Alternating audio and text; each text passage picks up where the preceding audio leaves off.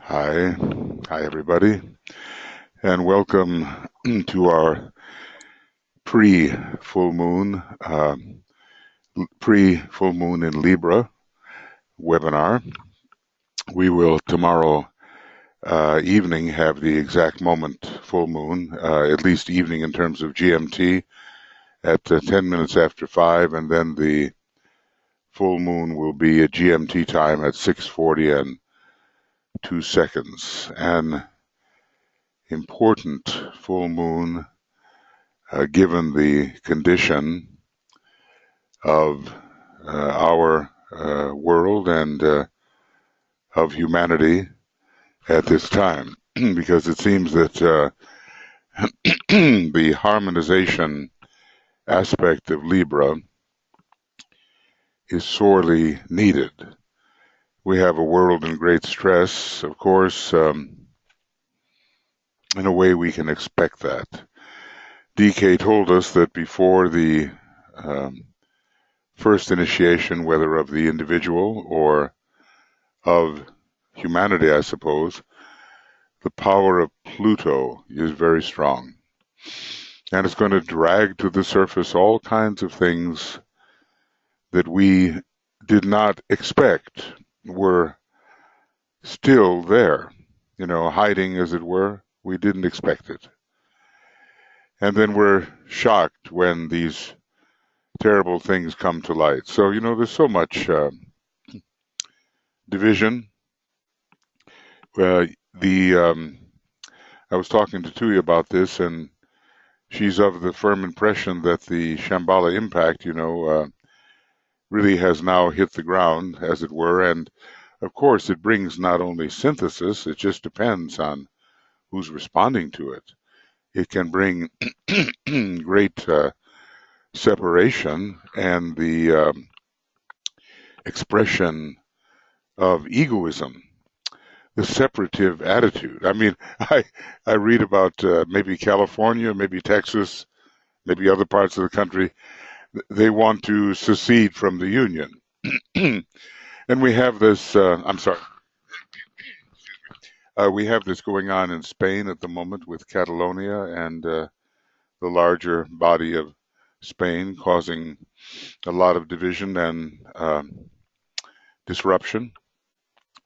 We have a seeming antagonism with the elements at this time. We say, well, where's the peace? Where's the harmony? Where's the tranquility? Where's Libra?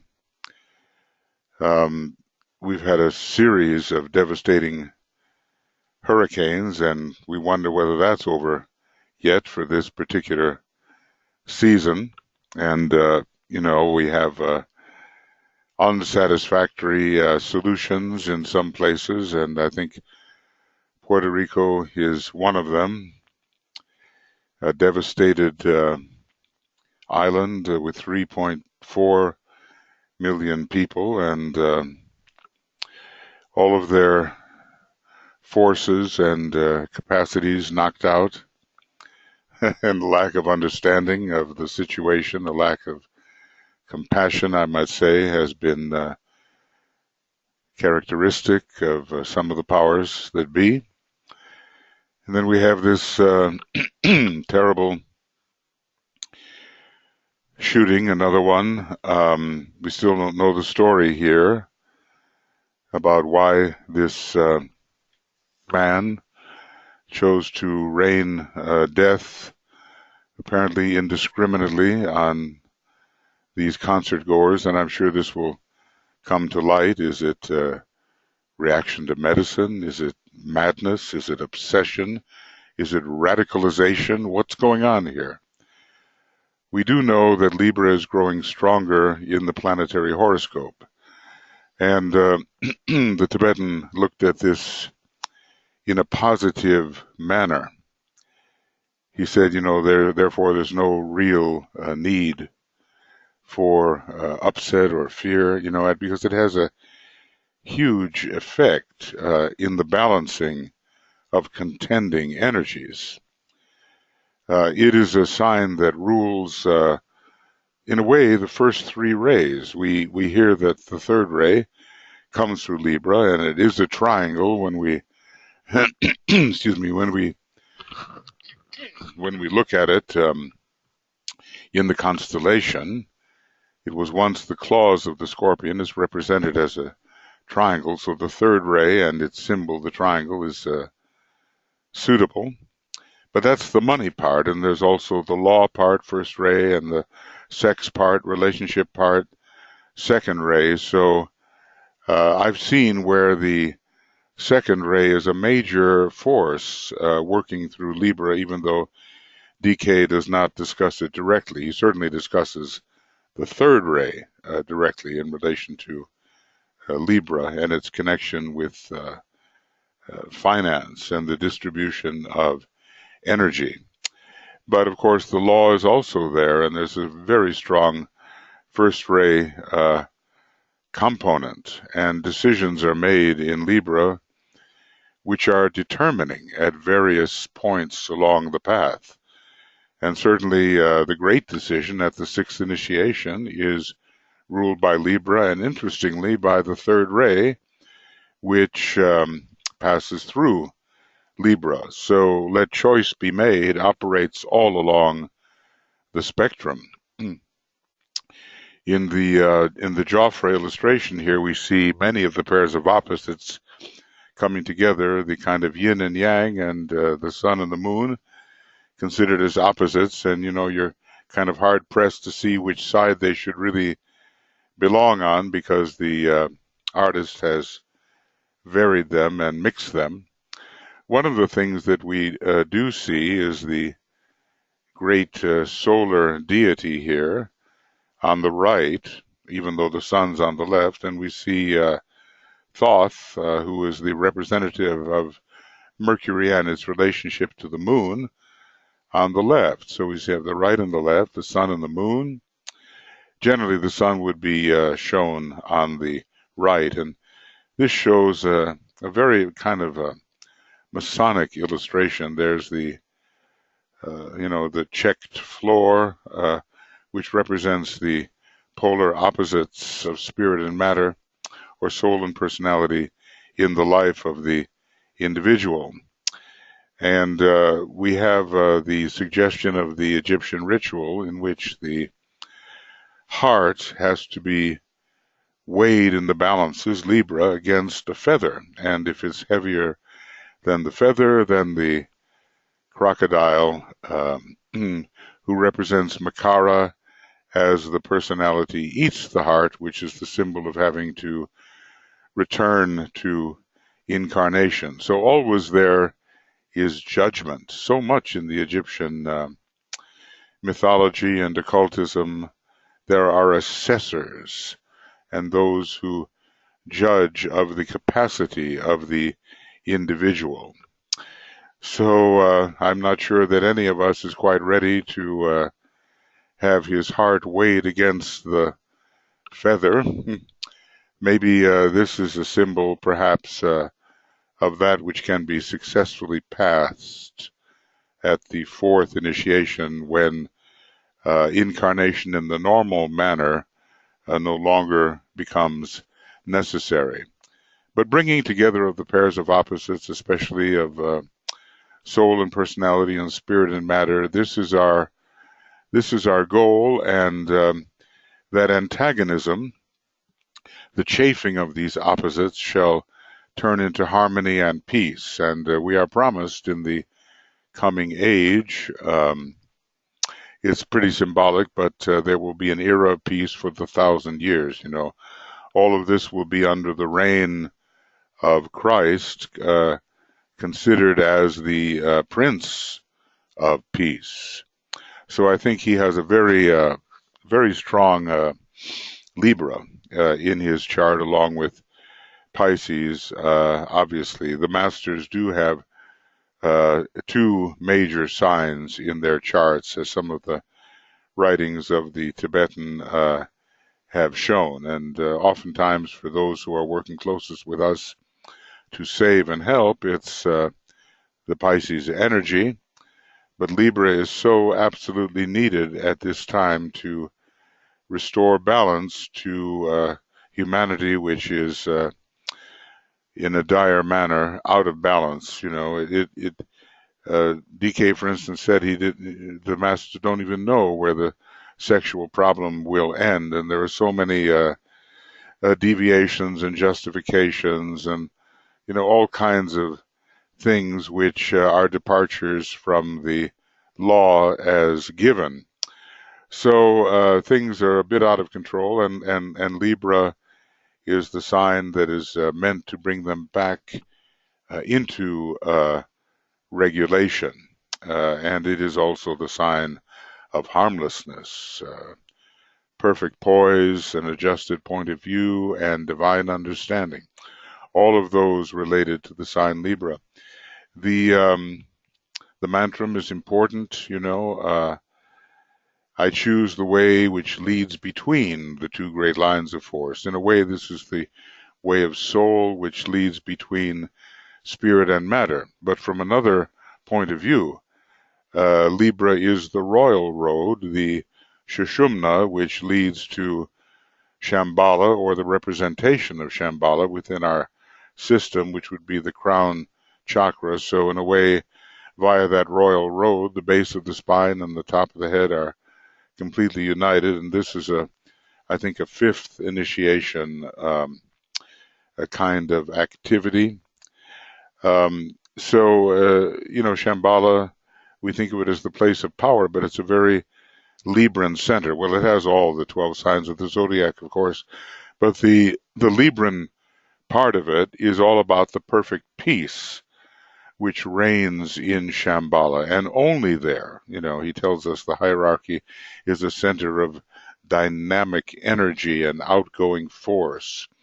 So it is the Shambhala connection that we're looking for, and humanity is coming closer and closer to that. With the Shambhala impacts, it's making its way towards the necessary peace. You kind of wonder, the next 8 years of the forerunner, whether we can get it together. And that's why it's so important that we function in relation to the triangles, Again, it's Libra in a certain sense, and prepare the subjective basis for the change of consciousness which must come about. Well, let's take a look here at some of the illustrations. Francis Donald has given us these. One of the illustrations is the tightrope walker holding the dorja, the male symbol of power, and the bell, the second ray, a female symbol, and is walking a very fine line there, water beneath and the air above. He says a few things. I won't read them all. They're very good, but you can go to Makara, Makara at, this has to go, MoryaFederation.com, and you can find the list of Francis's illustrations and what he said about them from the zodiacal perspective. Now he's working on the secret doctrine, which is wonderful. So a little bit here. He says, crowned by the symbol of her sign, our Libran stands poised between the pairs of opposites.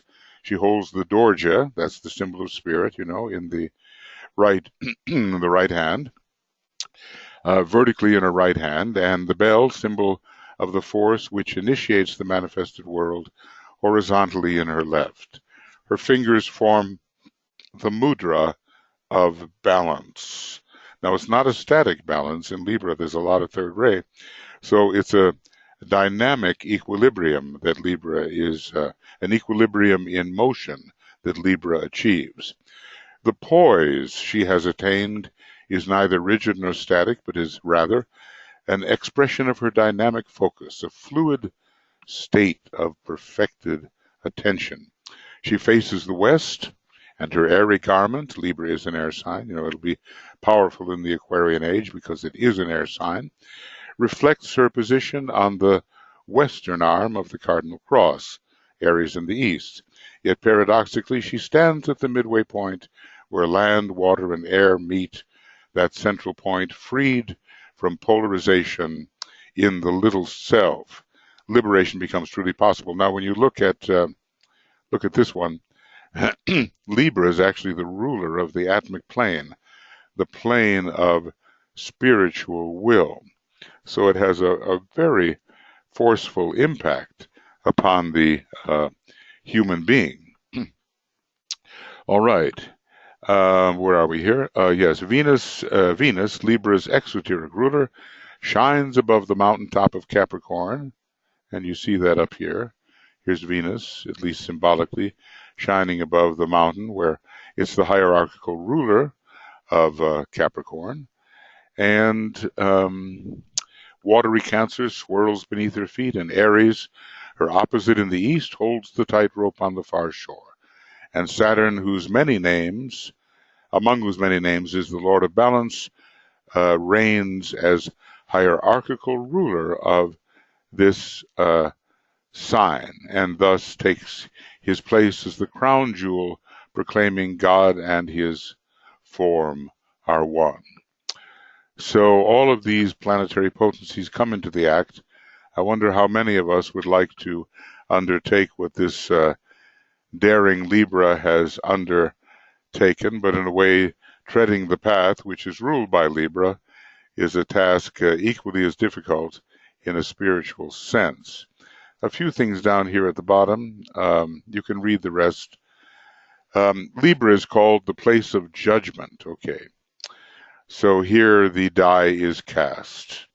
It separates the sheep, Aries, from the goats, Capricorn, and at the last judgment, that's exactly what will happen. The sheep will go to an inner planet and maybe to Mars, and the Capricorn types will remain on our planet, which will then be becoming a sacred planet, and only those who tread the path ruled by Libra will be on our planet, and that's some millions of years ahead.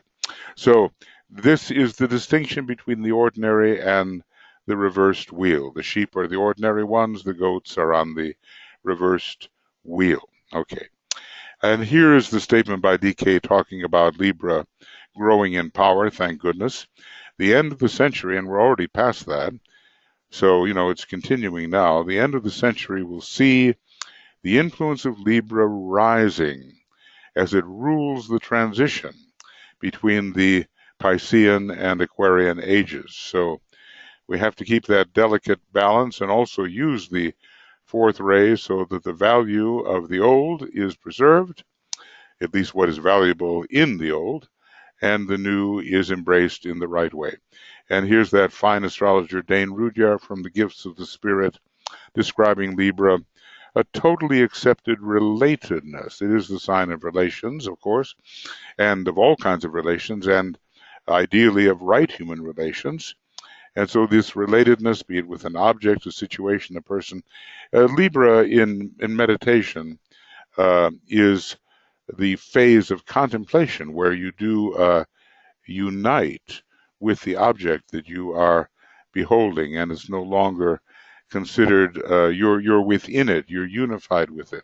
It's no longer different. So read Alice Bailey's From Intellect to Intuition for a wonderful description about what contemplation is, and think of Libra as you're reading it. Natural growth of inherent potentialities, ease, yes, because there's an artistry here of things done in a harmonious manner, and logic of development, elegance, another key word of Libra, of unfoldment. These are the jewels of the art of living, and DK said that the first art that would be emerging in the Aquarian age is especially the art of living. These are the tests of mastery. Okay.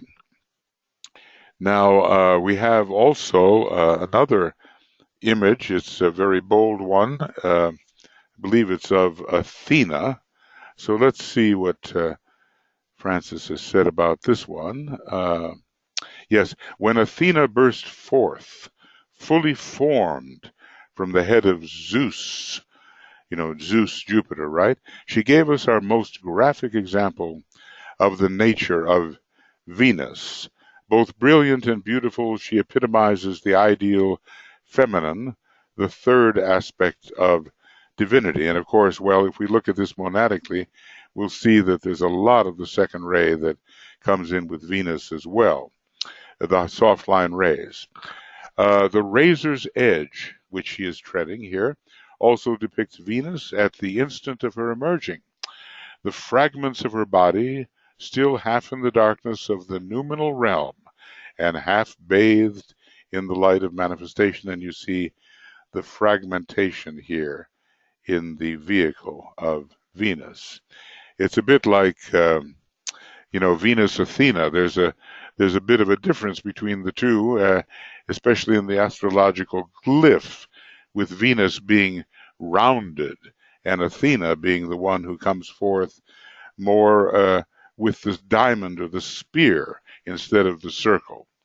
By stepping onto the narrow, razor-edged path which runs between the pairs of opposites, she at once exemplifies the lessons of Libra and reveals the gift of Venus, the ability to coordinate mind and heart, or as the Tibetan tells us, quote, the power of mind transmuted into wisdom through the instrumentality of love. There's a wonderful fifth ray and second ray component to that statement, and when you think about the solar angels, they do represent Venus, and they do particularly represent the fifth ray and the second ray. Just as Venus emerges from the radiant violet male figure, now that's behind, you see that. That's behind the figure here. It seems that this figure is doubling for both Athena and Venus, which in this image represents Uranus. So does the impetus to coordinate the mind and heart emerge from a more fundamental purpose, that of anchoring the realm of soul in our world through the medium of the personality. And that is very Uranian work, very seventh ray work, bringing the high and the low together. Uranus, which is the esoteric ruler of Libra, the Tibetan tells us, occult consciousness, or that intelligent fusing condition, which produces the scientific at one-ment of the two factors, higher and lower self, through the intelligent use of the mind. That's a wonderful way of describing Uranus. And of course, Saturn is the highest of the rulers there. The planet of opportunity, depicted on the top of this image, there it is. It's very tiny, but there it is, complete with its rings, way up there. It completes the third aspect trinity of influences in Libra. DK tells us Saturn is exalted in Libra, for at the point of balance, opportunity comes. So it's both the hierarchical ruler and the exalted planet. So Libra, he tells us how important Libra was in the chart of Helena Petrovna Blavatsky. And he says it's always very successful on the physical plane. When you look at the hardline rulers of Libra, what you see is fifth ray Venus, seventh ray Uranus, and third ray Saturn. So those, and two of them are the planets synthesizing planets. So it's a powerful setup, much needed. Okay, just a couple of more things here at the bottom, and you can check out the rest of it on the Makara site. In Libra, the first real vision of the path appears. Now, depends on what path we're talking about. We're talking about the early path of discipleship and eventually of initiation, but we're also talking about that tremendous array of 7 or 9 paths which come before the 6th degree initiate, or Chohan. And that's another way in which the path appears, and we always have to stick to our path and not vary and tread other paths on which we don't belong. And in that way, we will retrace our retrace our path to its origin, whatever that may be. Life of soul and form is balanced. We could all use that, couldn't we? Neither dominates. That's a stage, before Scorpio gets a hold of you and makes the soul dominate. Equilibrium, an interlude, wherein the soul organizes itself for battle and the personality waits. This is the probationary path, and duality is known.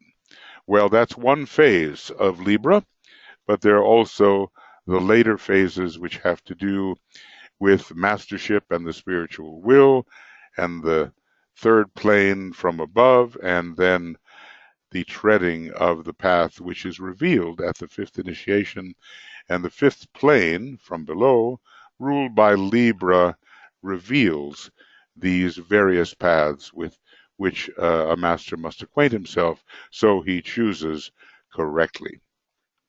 Okay, I guess that's enough of a foundation, I would say. Let's just say that when we're thinking about today's world, and how can we help it? Because it's just really, the abuses are in our face. We have to really invoke this Libran energy so that the promise of reconciliation and peace, remember that a measure of peace has to be achieved. We're not told how much, but a measure of peace and of sharing, financial sharing. Both of these have to do with Libra. They have to be achieved before the Christ can really appear. And obviously, right human relations are involved here if the various spiritual organizations are going to clean house. It may be a Virgo thing to clean house, but it depends on right human relations ruled by Libra. So in preparation for the coming of the Christ, Libra is very, very important. And as he says, it rules this transition between Pisces and Aquarius, which is a time when we are preparing for the second part of the 5,000-year reign or officership, the directorship of the Bodhisattva. Usually it's just 2,500 years, but he's made an amazing choice to stay with humanity and help them through a very, very difficult transition, which will lead more and more into the fifth kingdom of nature.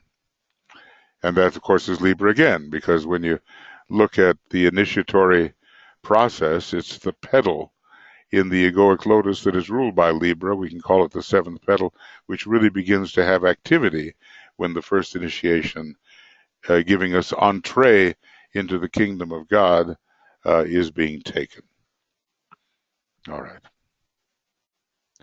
All right, here's our meditation, friends, and we're familiar with it, It doesn't hurt to repeat the form as long as the substance is new and as long as the penetration is deeper. So we're pretty much within that period of preparation, dedication day, and about 12 hours before that time of 6:40 and 2 seconds, which is the actual full moon in GMT time. About 12 hours before that, we'll be in the period of receiving and holding and safeguarding. So we can come in contact now with these energies which are ambient throughout the earth. Different planets, of course, will have different seasons, as it were, and come in touch with different constellations at different times. But we're talking about the earth here, and this is the time when the sign Libra, with the constellation Libra working through it, is potent, and we need it, and we're going to use it. So we begin by withdrawing our consciousness from the personality, the familiar self, we might say, personality and its vehicles. And we, in whatever way we do so, enter into the presence of the soul, calling in the soul energy,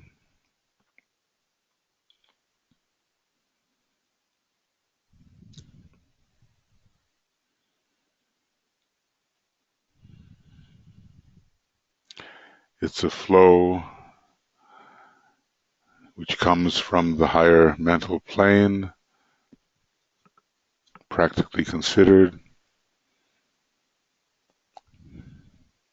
We pull back, and pull back from the personality vehicles.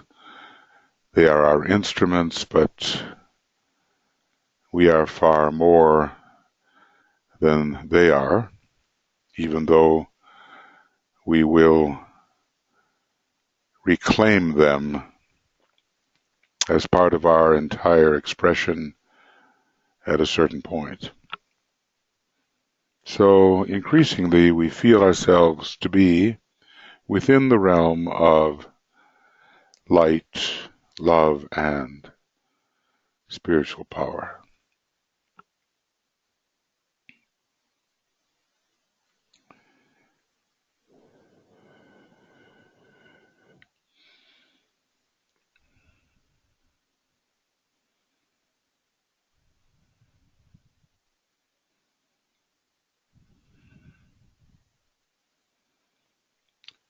And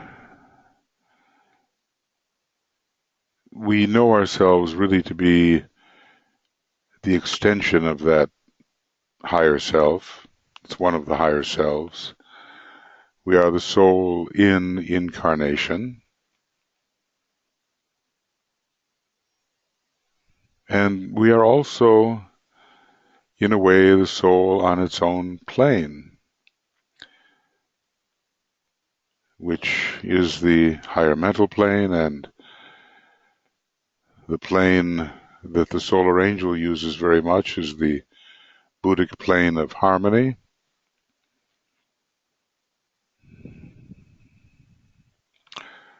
So we merge ourselves into this sense of the group soul. It's not only we who are here right now, but of course all the men and women of goodwill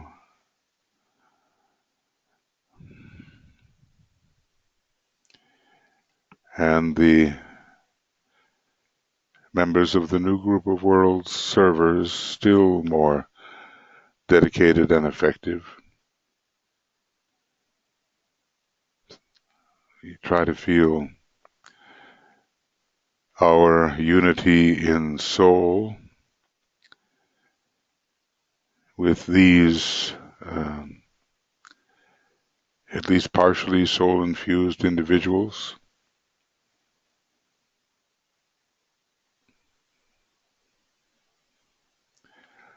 So that in a way we touch all the,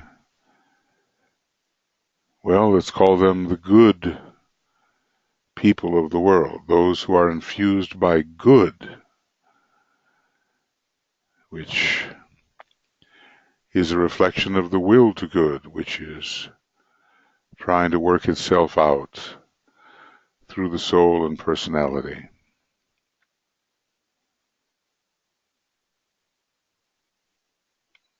We're touching them in soul. But not to be exclusive, but rather to be inclusive. Really try to think of the soul nature of all humanity. Every human being is a soul, and in the soul is no bad thing. The causal body may be very incomplete, but there is virtue stored there on the higher mental plane. So we think of all the millions of human beings in their soul aspect. They may be in incarnation, they may be out of incarnation, but somehow we are in a unity with all of them.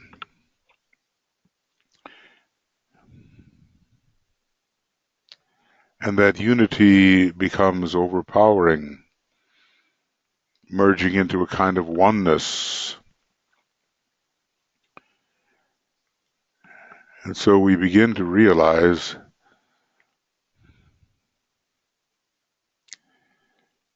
there is no my soul and thy soul, but only the soul.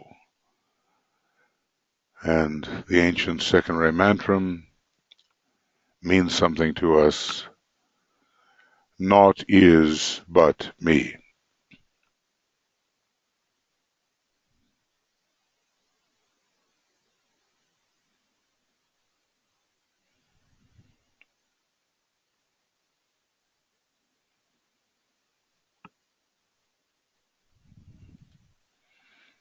And as the heart center opens increasingly, the realization of that mantra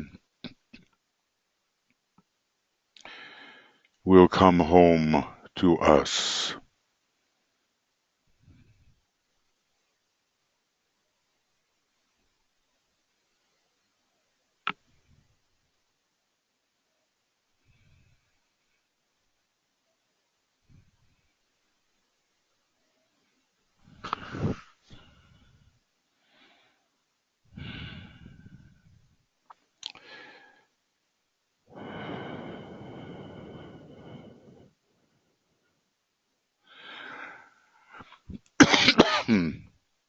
So we're deeply in that contemplative unity, which it is the function of Libra, when used properly, meditatively, to promote.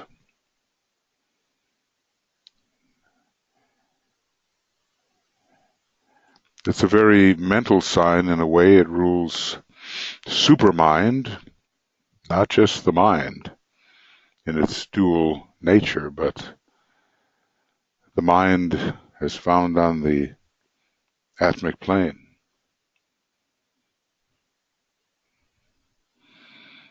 And so we think of the group mental unit and how the powers of the personality can pass through it and be organized for a projection into the realms of the spiritual triad, which includes the Libran realm. Libra rules that hierarchy called the triads.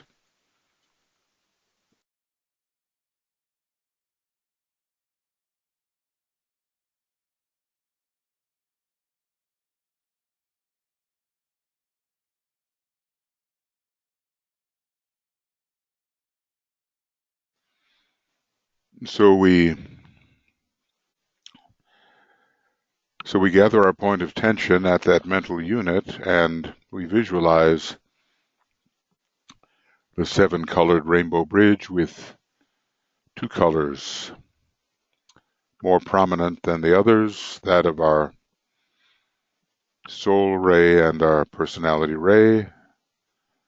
The colors we are familiar with: red ray 1, indigo ray 2, green ray 3, yellow ray 4. Orange we can use for ray 5, silvery rose for ray 6, there are other colors, and violet ray 7. So amidst those 7 colors,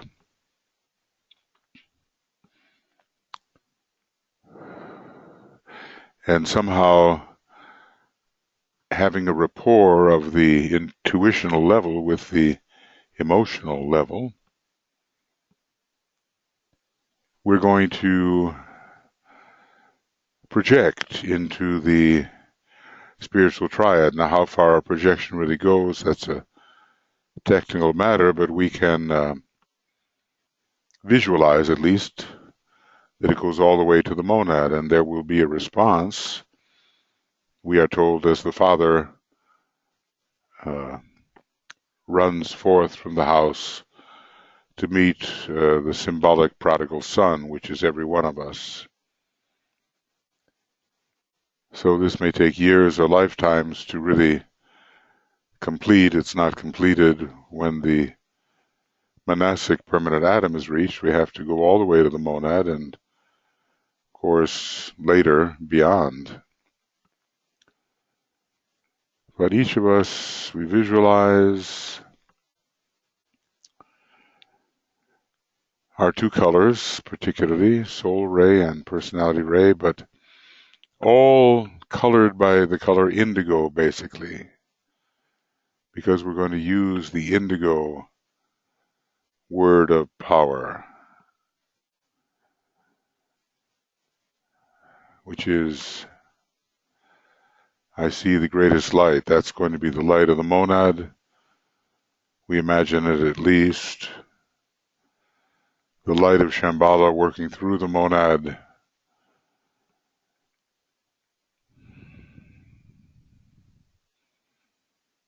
And we'll use one of the second ray notes, a G, sound the Om on that, but inwardly recite, I see the greatest light, as we imagine our projection going through the triad.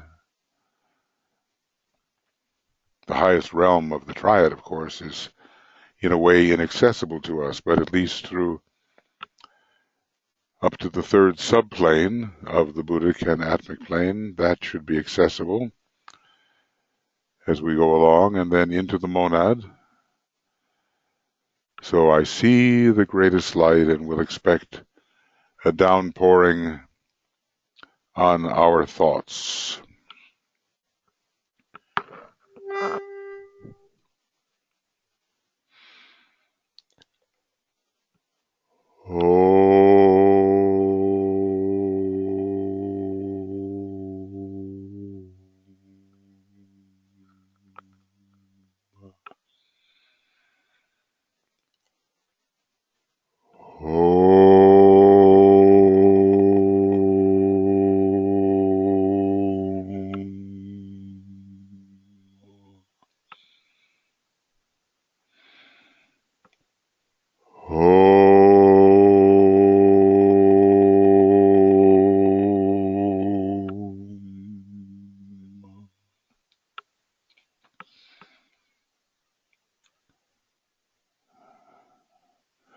We'll hold that imaginatively and imagine a return flow from the higher aspects of our nature.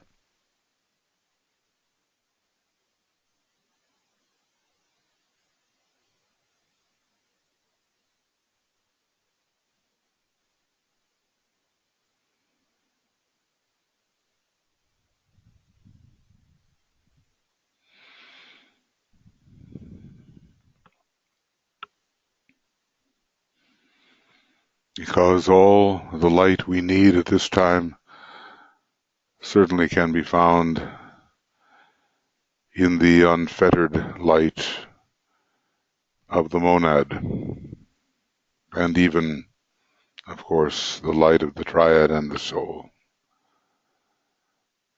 So we need all we do to be supervised from above by this returning energy, which answers our invocation.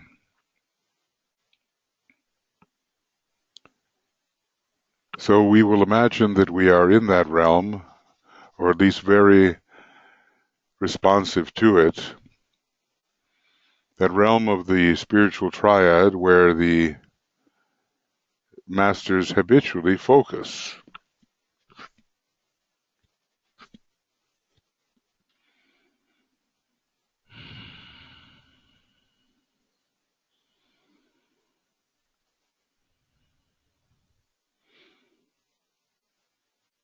And at least we should be responsive to their presence, because at these times they meditate intensively on a much more intensive schedule than we could manage.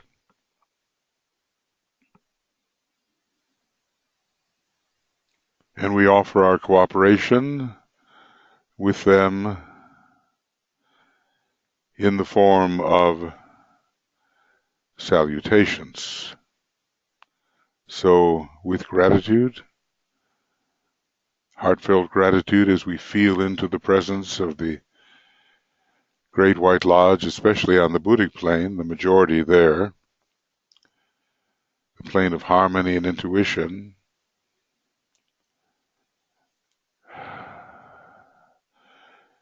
we offer our salutations together as a group.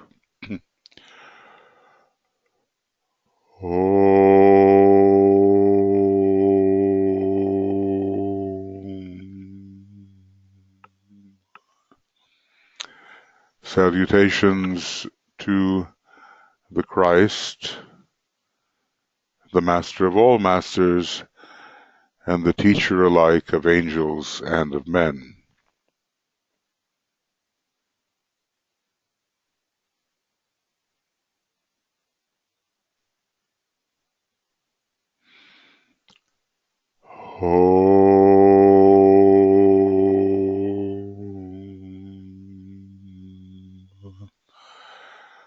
Salutations to the triangle of masters with whom we most closely work, at least ideally, Master M, Master KH, Master DK. They form a triangle.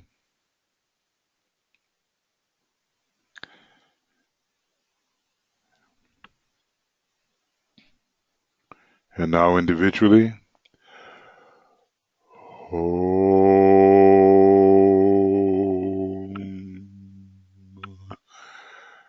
Salutations to the Master Morya, the head of all esoteric schools and organizations.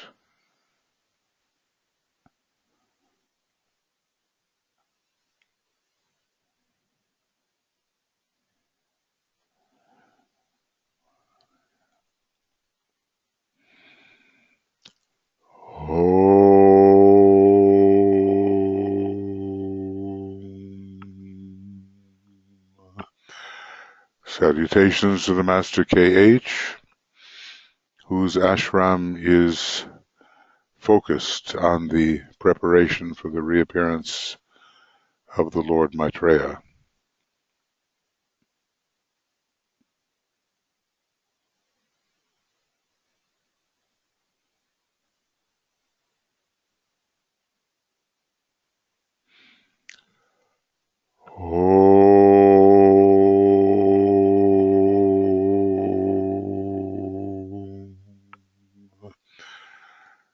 Salutations to the Master Jwal,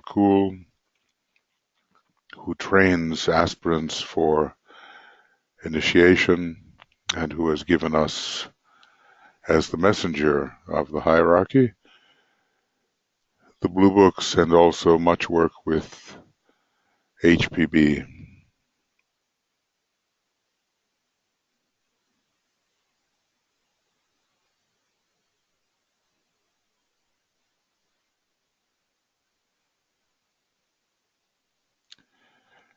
And now,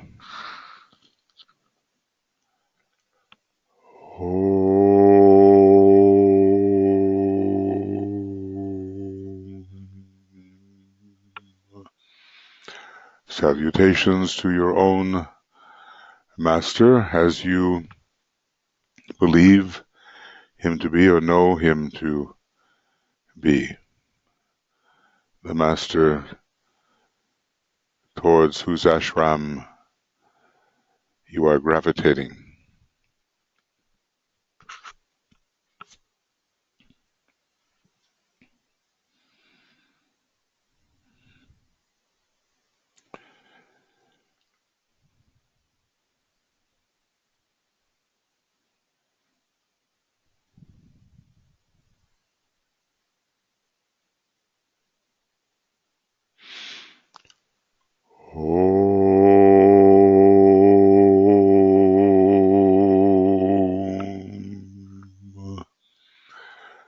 Salutations to the entire spiritual hierarchy of our planet.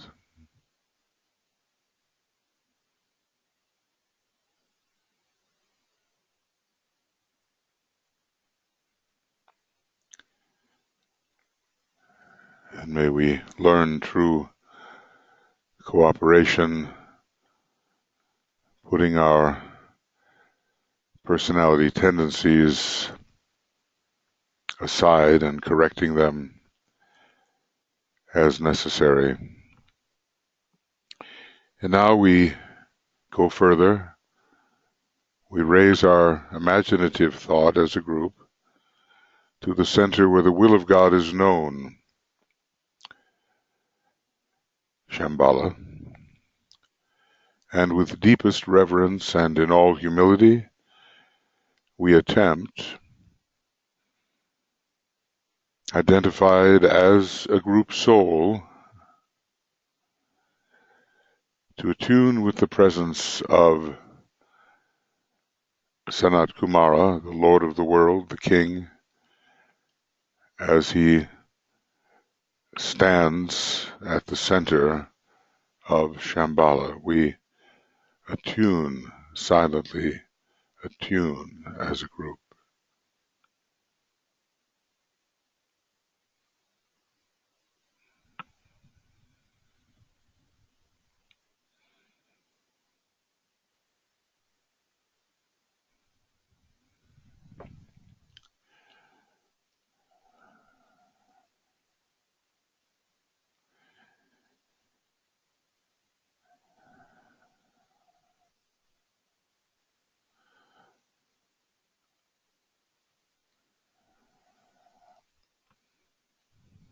And we will sound a long inner silent Om as we imagine the group imbued with his energy of will and purpose as far as our planet is concerned. A long interior silent Om.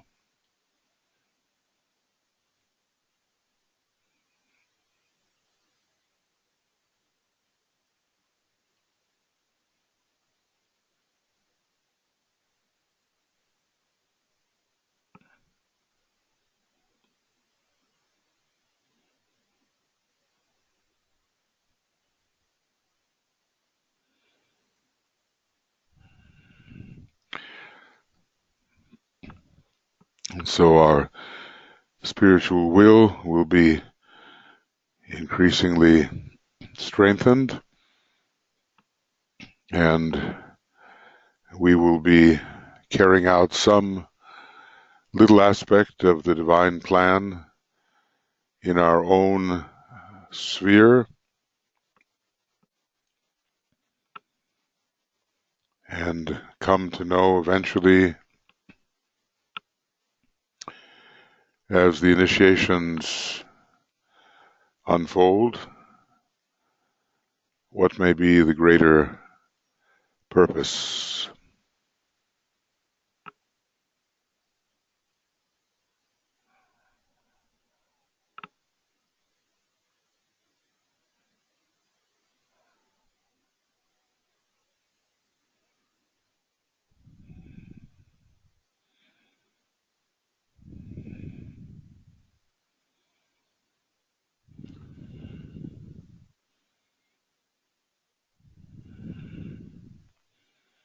So this alignment, at least imaginatively, sees us responsive to the downpouring energies of the spiritual triad, great impersonal energies having to do with the welfare of the planet and not our little personal self. And we are imbued increasingly with the sense of the plan and what little part we can play and the driving purpose behind it all, and the will which makes the purpose sustained. So we're going to begin our ascent into the energies, holding this alignment in mind. We are gathered as if we are a point, a radiant point of light, love, and spiritual will. All of us together at a point, fused, intent on encountering the consciousness of Master Decay. The golden pathway leads to the indigo sun, and that pathway is going to shorten and shorten, and we travel with it, shorten, and we are in the indigo sphere, imaginatively in the indigo sphere.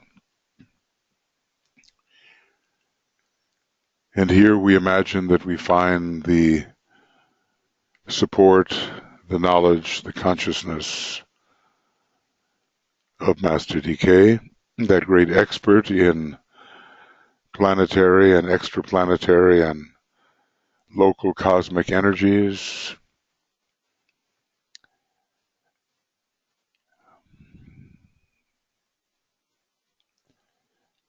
And as a group, we seek understanding, we seek to be an outpost, as it were,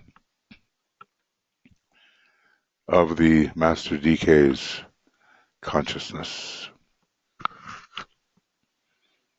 We're going to come into imaginative rapport with Venus, the exoteric ruler, and giving us the emergence of soul values, balanced wisely with personality necessities. We're going to imaginatively encounter Uranus, the esoteric ruler, which will convey the power to relate to others with real authenticity, archetypal authenticity, not who others would like us to be, but who we are, our design. And finally, Saturn, austere, which suggests to us the consummation of karma. Injustice, of course, within justice, but also in beauty. So, let us take our imaginative journey as if we are supported by the consciousness, the knowledge of Master Decay. So first we're going to visualize Venus. We think of it in relation to Libra, and we think about in our life fortifying the influence, the loving influence of the solar angel with which we are in contact, and which is infusing our personality life. And if we can do that, we will magnetize the personality towards the soul, leading to the consummation of the divine marriage. It's the marriage in the heavens. It's a complete soul infusion. This is what we want. And the absorption of the personality into the radiant beauty of the soul. All of this under Venus, so we think about that for a little while. Meditate on that.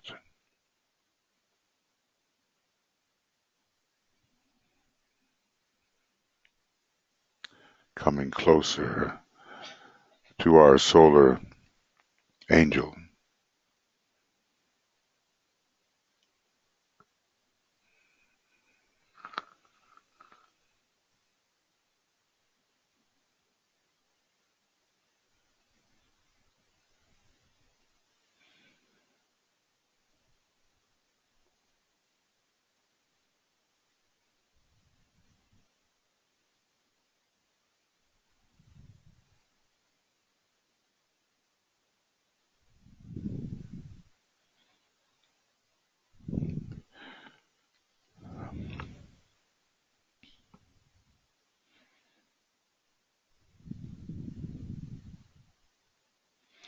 Because the personality is ruled by Mars, generically, and everything to do with the soul by Venus, generically considered.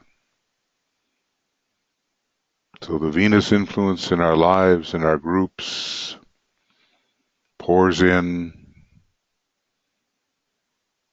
correcting many things, bringing light and love and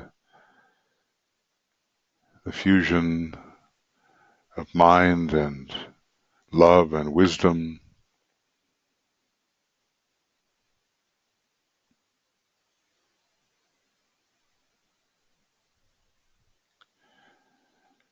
And we'll use the note A. It's a fifth ray note. And we'll sound the Om as if watching the Venusian power flow into our groups, into our lives, creating the soul-infused personality, the soul-infused group personality, healing many cleavages.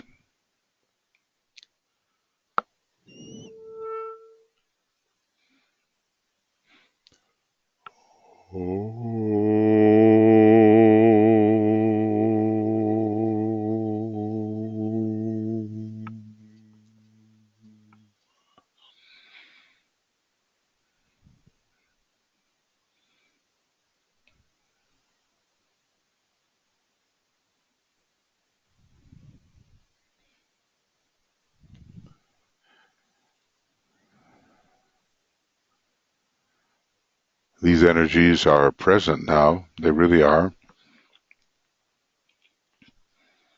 And we could all use a good infusion of the Venusian energy, the energy of the solar angel, of the causal body of the soul, and the exoteric ruler of Libra, on our way to the divine marriage, the complete soul infusion. So feel that coming into you as we move into our next planet. Excuse me. It's the blue-green planet.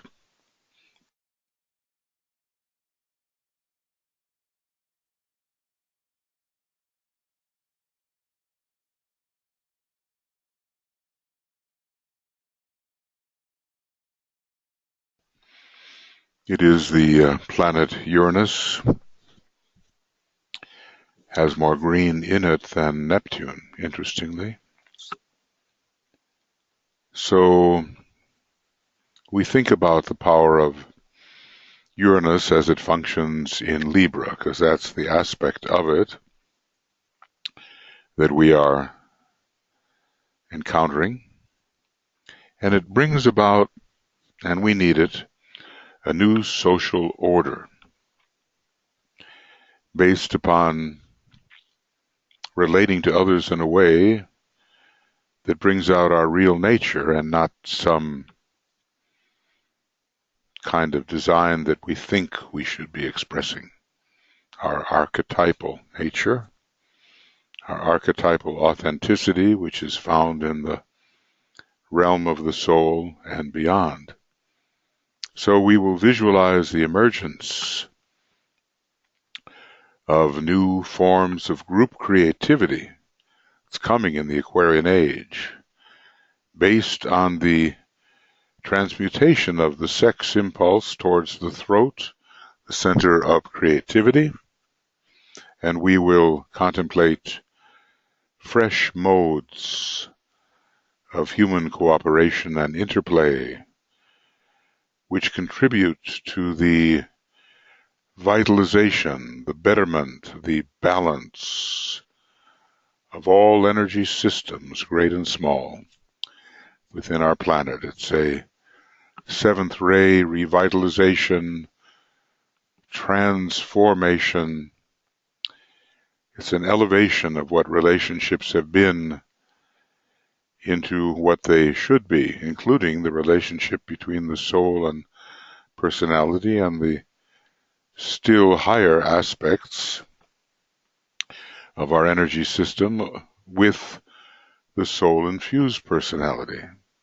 New forms are coming. Let us ponder for a few moments.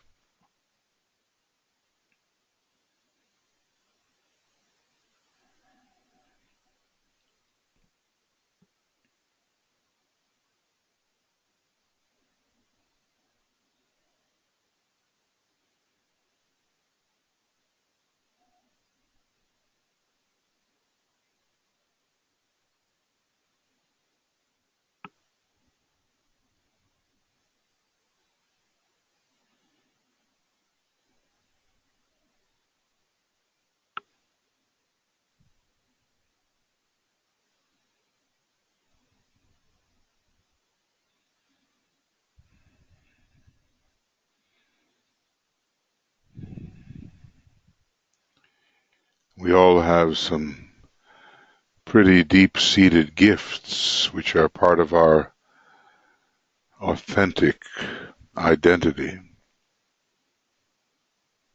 And it's the divine will, since Uranus is fundamentally a first-ray planet, it's the divine will that we express these gifts, gifts of the archetype, in the world, on the seventh plane, Uranus seventh ray. So we'll use the note B as we imagine. It's one of the seventh ray notes. We imagine this flow of archetypal authenticity coming into our life, into our groups, so that we can really be who we are in the social contract and give the gift of ourself, not some fabrication, but what our real gifts are. So we imagine this flowing into our group, or groups, into our nature, bringing about the transformation which allows us to really present our deep-seated gifts.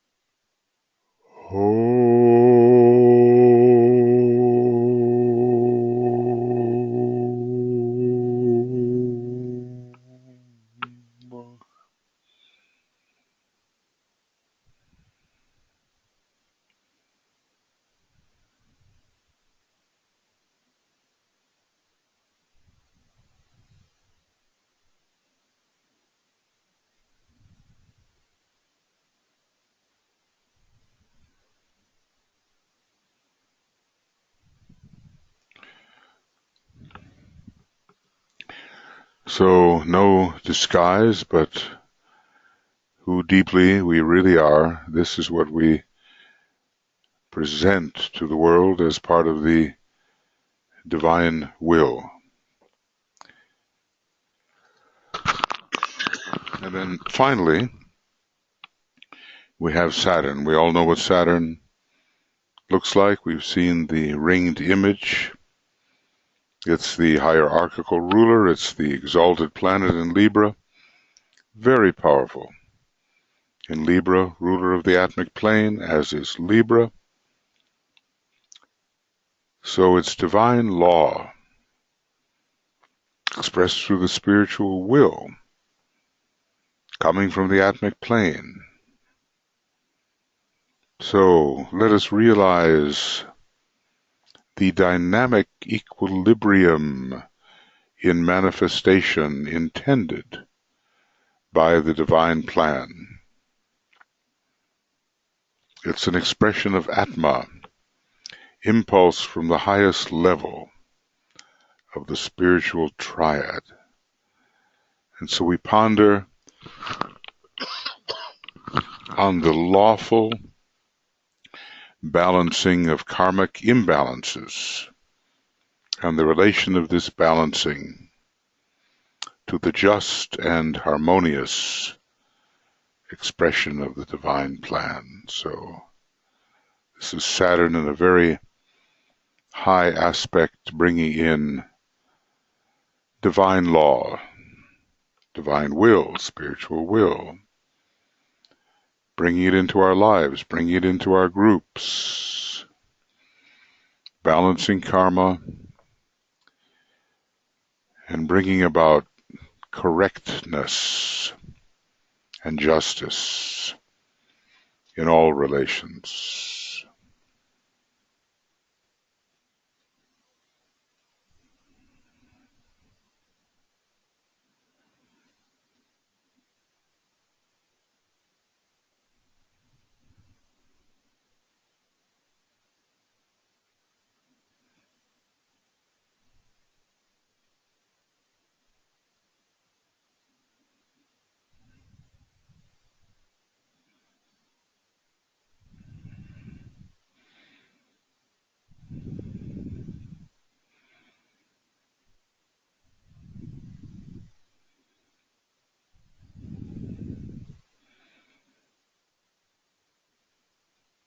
This is the Saturn that opens the door of opportunity for the higher life by getting the lower life under control and functioning in a just and correct manner. This is the Saturn that chooses the way which our monad will travel beyond the solar system and into our local cosmic logos.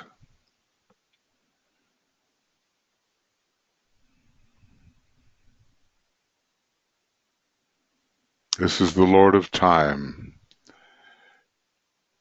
and if we abide by the will of Saturn, we will save much time upon the path if we choose correctly. So let us imagine, we'll use the note F, it's a green note for Saturn. Let us imagine that this energy is flowing into our nature, into our groups, bringing rectitude, justice, honesty, right relations according to law.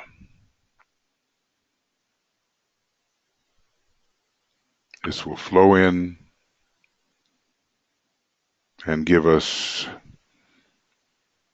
a kind of upstandingness that we all really need, a kind of strength, fiber, rectitude, straightness. We all need this. So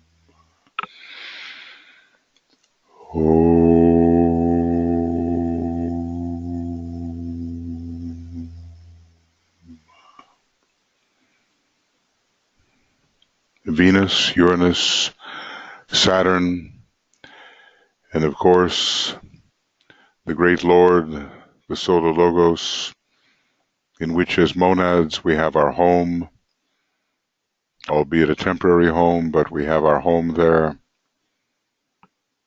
Love wisdom pouring through the solar system, pouring through Libra, which has a strong second ray component as well.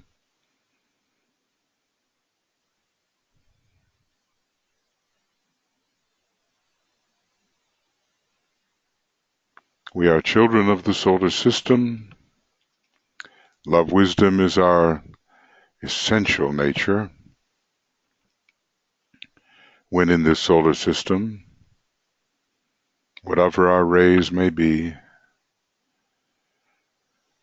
All these things can be utilized to produce right human relations and better relations between the kingdoms on our planet. We look into the sky near the constellation Scorpius, and we will see the triangle of Libra, and we're going to fix our imagination in that direction. It's called, the light that comes from it is called the light that moves to rest. This is the light that oscillates until a point of balance is achieved. And notice this. It is a light which is distinguished by moving up and down. It's not, in this case, from side to side, soul, personality, or soul-infused personality, monad, triad, until a point of tension is achieved. Always that point of tension will rise higher and higher, and the oscillation will be higher and lower, but the point of tension will always rise. And various marriages will occur along the way.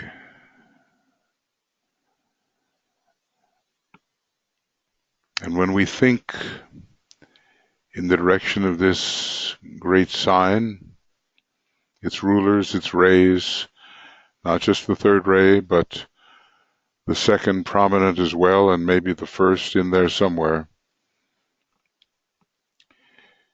we think of what it means to us when we say, I choose the way which leads between the two great lines of force. Now, for some of us, it's soul and personality, but really it's spirit and matter, as we can learn to live the life of the soul. And let us remember that once a certain point of evolution is reached, the true soul is the spiritual triad. I choose the way. We'll contemplate now. I choose the way which leads between the two great lines of force.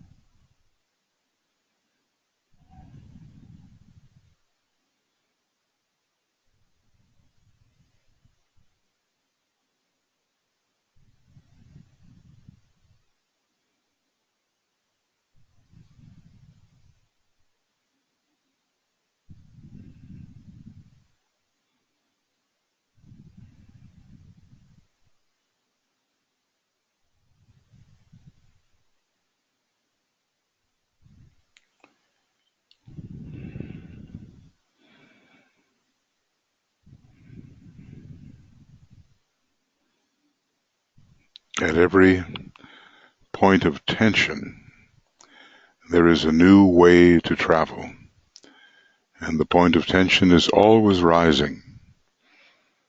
Maybe some important decisions are lying before you now, or before your groups.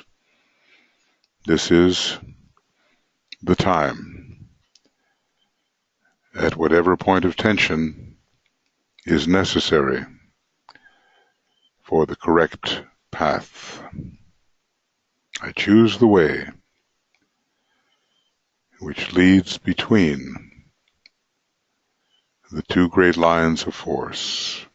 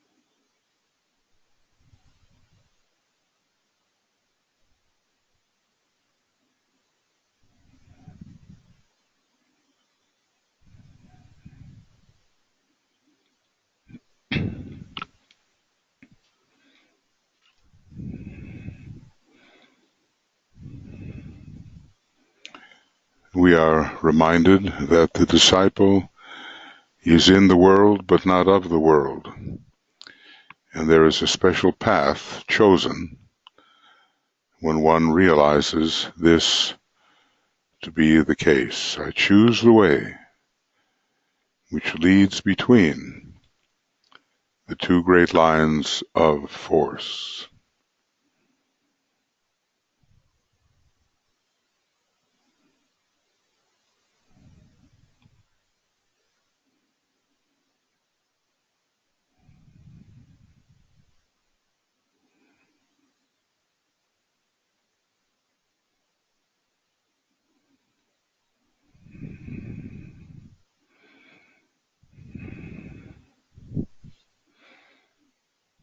I would say that according to our choices, so the concluding years of the era of the Forerunner, ending in 2025, will be successful or not.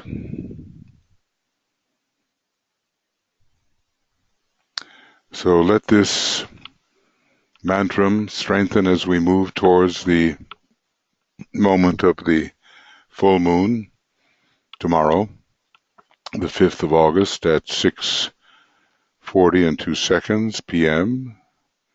We'll have a broadcast then. But from the one about whom naught may be said, a great third ray, second ray, maybe even first ray entity, from the heart and the head center of that great being, Libra is one of those petals, And its energy flows out into the various other chakras of that great being.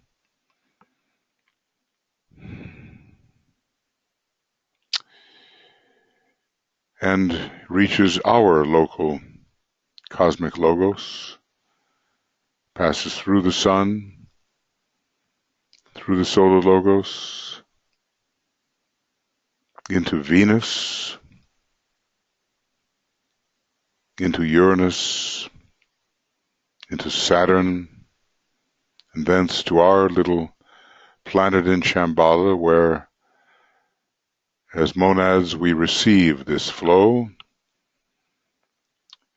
and into hierarchy ruled by the Prince of Peace, where as souls we receive this flow, and into our personalities, stimulating the various chakras, especially at this point, the throat center, maybe the heart center where the balance is achieved. Certainly the sacral center is involved, but we need the redemption of that center towards creativity. And so we are in this great alignment.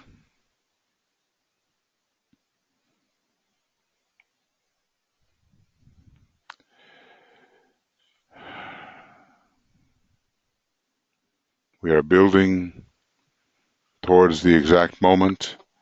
However we can be receptive to this balancing, equilibrizing energy over the next 18 hours or so,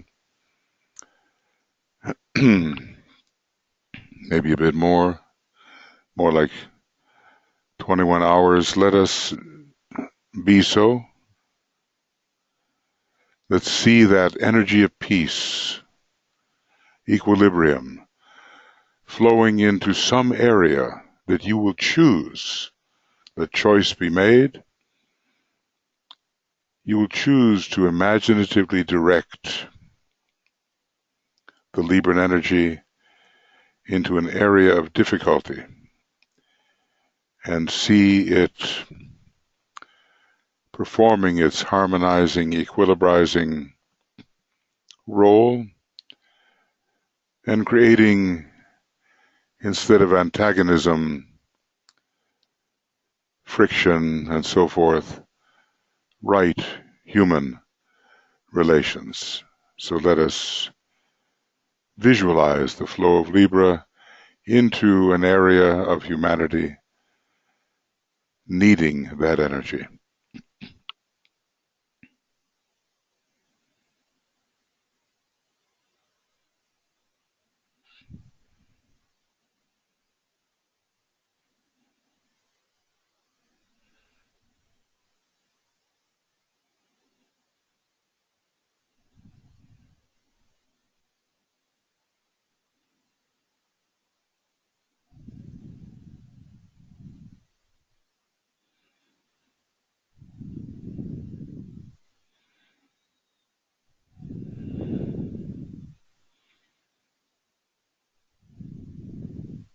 Really, it's as if Libra is seen in the very middle of our globe, radiating out to all the frictional areas, restoring an intelligent and wise peace.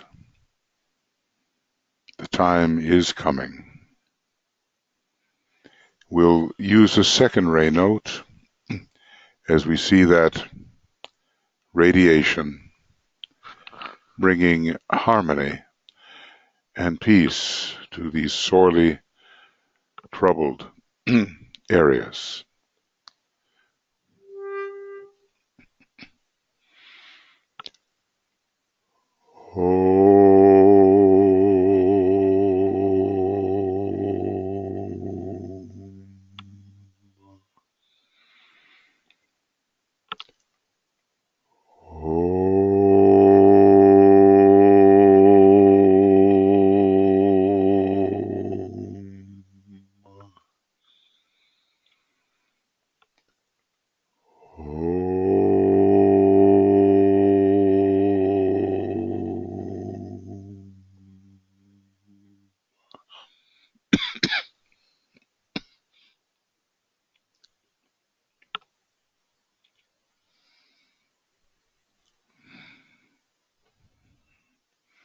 Before we close with the great invocation,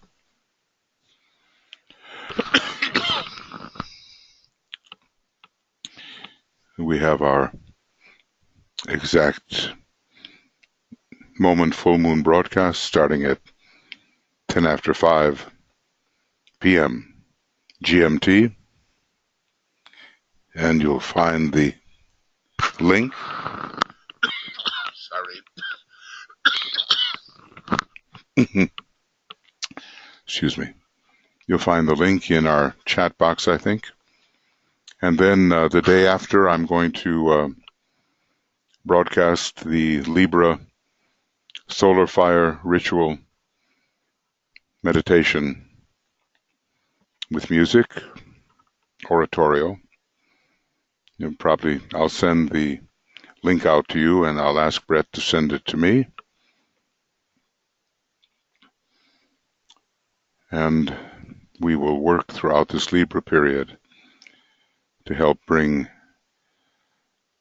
a needed harmony and peace to so many troubled areas. It will strengthen the triangles because Libra is essentially a triangle. So, the great invocation. From the point of light within the mind of God, let light stream forth into the minds of men. Let light descend on earth.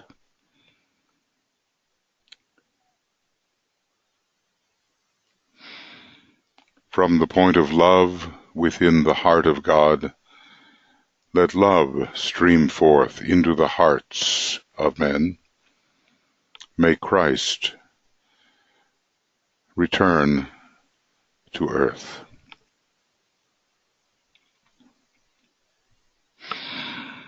From the center where the will of God is known, let purpose guide the little wills of men, the purpose which the masters know and serve.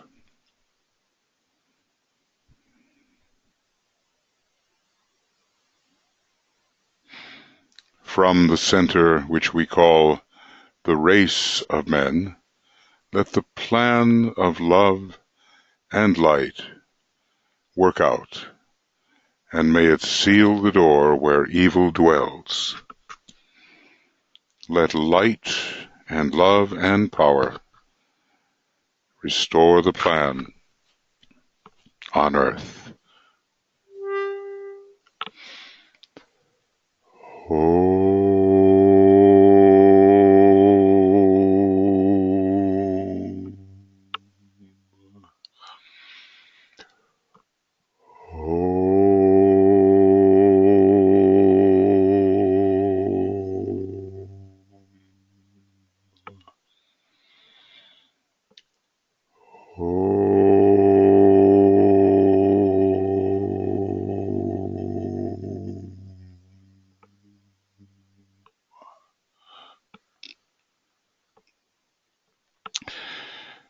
Thank you, everyone, and have a wonderful full moon, or maybe you'll be joining us for the full moon broadcast tomorrow, 5:10 GMT, and for the solar fire ritual meditation, which will be the next day, probably at 8 o'clock GMT. We'll see.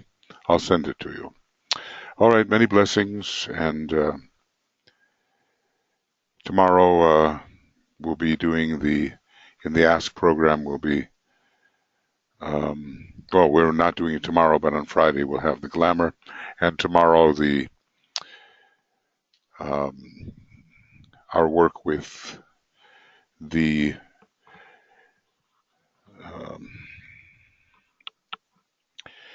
our work will take the place of the Ask program. The full moon in Libra will take the place of the Ask program.